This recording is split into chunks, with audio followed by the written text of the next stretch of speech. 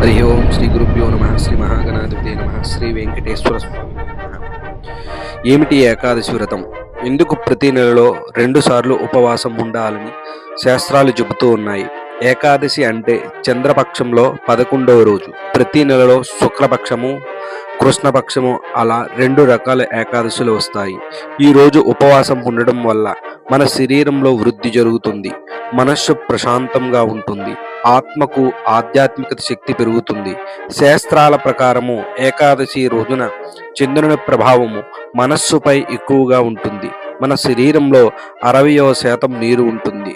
సముద్రపు అలలు చంద్రుడు ఎలా ప్రభావితం చేస్తాడో మన భావోద్వేగాలను కూడా అలాగే ప్రభావితం చేస్తాడని పురాణాలు చెబుతూ ఉన్నాయి. అందుకే ఈ రోజున ఉపవాసం గాని, ధ్యానం గాని, జపం గాని, విష్ణు నామస్మరణం గాని చేయడం ఆధ్యాత్మికత ఫలప్రదం. ఉపవాసం వల్ల శరీరానికి విశ్రాంతి లభిస్తుంది, విష పదార్థాలన్నీ కూడా బయటకు వెళ్ళిపోతాయి, అధిక కొవ్వు కరుగుతుంది, జ్ఞాపక శక్తి, మానసిక స్థిరత్వము పెరుగుతూ ఉంటుంది.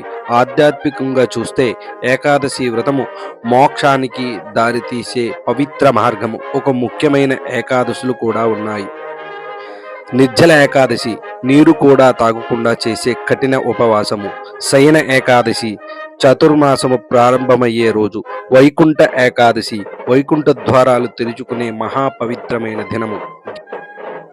గీతా జయంతి, భగవద్గీత అవతరణ దినము. భీష్మ ఏకాదశి, భీష్ముడు పరమపదమందిన రోజు. ఏకాదశి ఉపవాసాన్ని మరుసటి రోజు ద్వాదశి తిథిలో సూర్యోదయం తర్వాత ప్రాతః సంధ్యా కాలంలో పారాయణ చేయాలి. భక్తితో ఆచరిస్తే ఏకాదశి వ్రతము శరీరానికి ఆరోగ్యము, మనస్సుకు ప్రశాంతి, ఆత్మకు విముక్తి అందిస్తుంది. ఓం నమో వెంకటేశాయ, ఓం నమో వెంకటేశాయ, ఓం నమో వెంకటేశాయ. Thank you.